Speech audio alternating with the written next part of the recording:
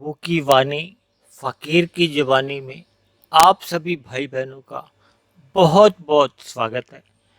आज की चर्चा का विषय है शास्त्र और गुरु मनुष्य को केवल प्रेरणा ही दे सकते हैं कि शास्त्र उन्हें कहते हैं जहाँ भगवान, आत्मा और माया का एक सिद्धांत रूप में वर्णन बताया गया है जो तर्क संगत लगता है, यानी जो हमारे अनुभव में भी हमें सही लगता है, यानी लिखी गई बातें प्रमाणित तौर पर सही लगती हैं।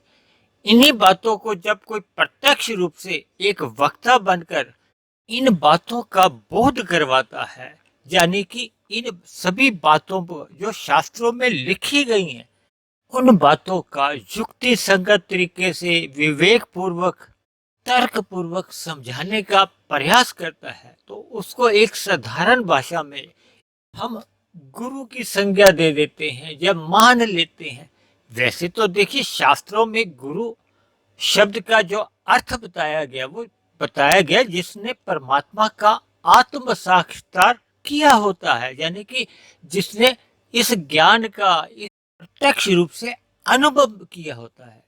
इसीलिए शास्त्रों को भी अक्सर गुरु शब्द से ही संबोधित कर दिया जाता है, क्योंकि ये हमें जीवन जीने का एक रास्ता दिखाते हैं, एक दिशा देते हैं। ये दिशा क्या है कि हमें केवल परमात्मा की ओर ही चलना है, यानी परमात्मा की ओर चलते हुए ही हम आनंद को पा सकते हैं। क्योंकि भौतिक प्रकृति में तो देखिए कम अधिक दुख तो बने ही रहते हैं, क्योंकि इस प्रकृति को दुखालय नाम से भी कहा गया है।